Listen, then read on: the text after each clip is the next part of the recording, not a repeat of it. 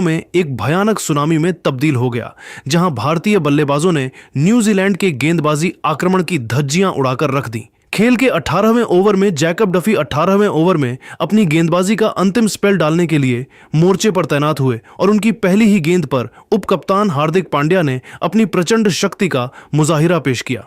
हार्दिक पांड्या ने डफी की उस स्लॉट वाली गेंद को लॉन्ग ऑन के ऊपर से एक गगनचुंबी छक्के के लिए भेजकर अपने इरादे साफ कर दिए थे।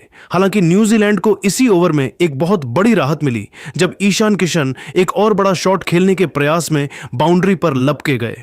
ईशान किशन पुल शॉट खेलने के प्रयास में 43 गेंदों पर 103 रनों की एक अविश्वसनीय और ऐतिहासिक शतकीय पारी खेलकर आउट हो गए। उनकी इस पारी में 6 शानदार चौके और 10 गगनचुंबी छक्के शामिल थे।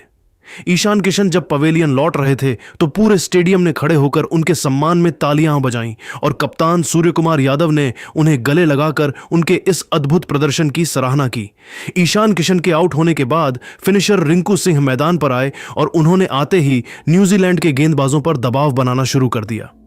खेल के 19वें ओवर में न्यूजीलैंड के सबसे तेज गेंदबाज लॉकी फर्ग्यूसन 19वें ओवर में गेंदबाजी करने के लिए आक्रमण पर आए, लेकिन हार्दिक पांड्या आज किसी भी गेंदबाज को बख्शने के मूड में नहीं थे।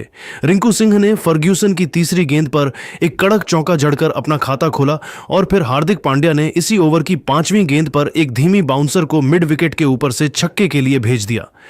इस ओवर की अंतिम गेंद पर एक रन लेकर हार्दिक पांड्या ने भारतीय टीम के स्कोर को 250 रनों के ऐतिहासिक आंकड़े के पार पहुंचा दिया, जिससे न्यूजीलैंड के खिलाड़ी पूरी तरह से हताश नजर आने लगे थे। पारी का अंतिम और निर्णायक 20वां ओवर फेंकने के लिए कायल जेमिसन 20वें ओवर में गेंदबाजी करने के लिए मोर्चे पर आए, जहां हार्दिक पांड्या ने उनकी पहली ही गेंद पर एक प्रलयकारी प्रहार किया। हार्दिक ने जेमिसन की उस फुल टॉस गेंद को मिड विकेट के ऊपर से एक विशाल छक्के के लिए भेज दिया, लेकिन अगली ही गेंद पर वह अपनी पारी को और बड़ा करने के प्रयास में आउट हो गए।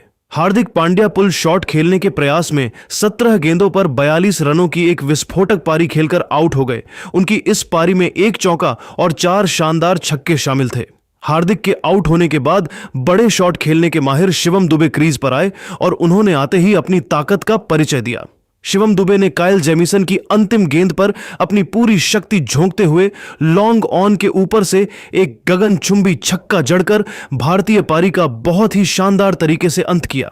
निर्धारित 20 ओवरों के खेल की समाप्ति के बाद भारतीय टीम ने 5 विकेट के नुकसान पर 271 रनों का एक अभेद्य और T20 अंतर्राष्ट्रीय क्रिकेट के इतिहास का सबसे विशाल स्कोर खड़ा किया।